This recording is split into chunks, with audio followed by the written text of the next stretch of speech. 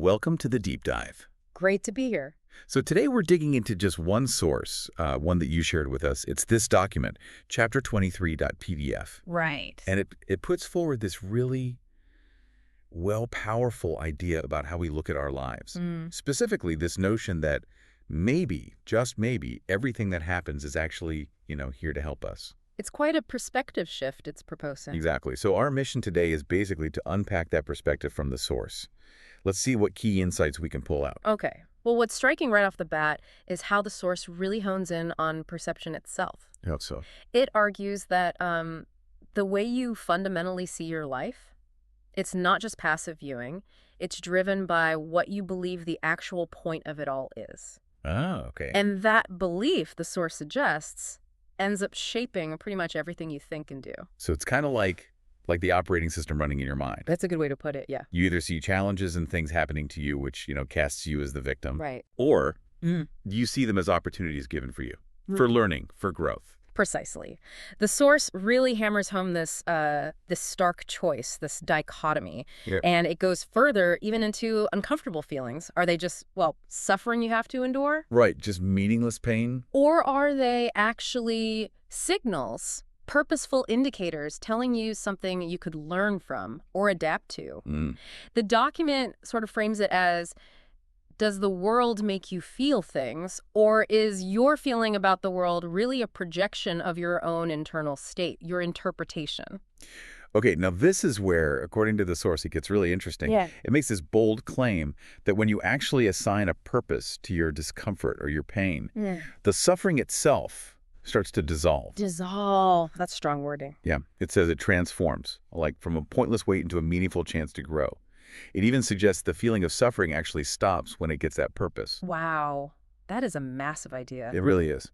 And if we connect this to the slightly broader context the source brings up, it contrasts this internal purpose-driven view with what it labels an extrinsic mindset. Extrinsic, meaning focused on the outside. Exactly. The core difference being, do you believe you are actively creating your experience through how you respond and interpret things? Yeah. Or do you believe experiences are just created for you, imposed by external forces, things you can't control? Right.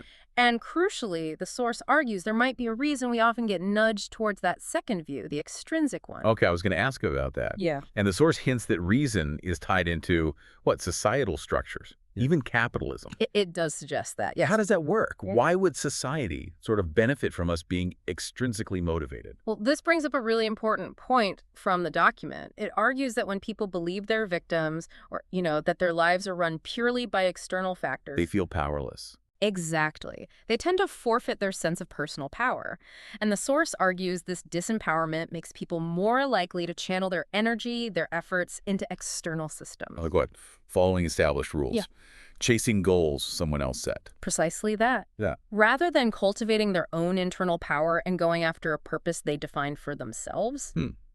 Okay, so pulling this all together then, the source is pretty upfront that you can't really prove there's some grand cosmic plan where every single difficulty is designed for your growth. Right. It acknowledges that limitation. But it's also very direct about what it observes. It says, look, the people who actively create fulfilling lives, the ones who find happiness, right now, they're the ones who tend to adopt this perspective, believing things happen for them, not just to them. Yes, it really reinforces that idea. And look, genuine hardship, real suffering that's unavoidable, it's part of life. History shows us that clearly. No doubt. But the meaning we get from it, that isn't just handed to us. The source stresses that we have to actually create that meaning ourselves. So peace doesn't come from avoiding pain. No.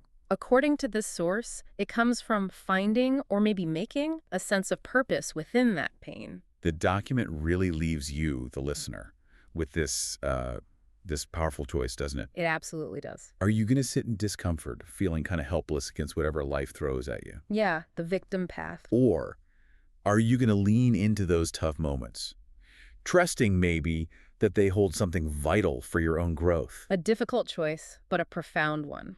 The source seems pretty clear that the path you choose deeply shapes your whole experience of life. So turning it over to you, what stands out to you from this idea?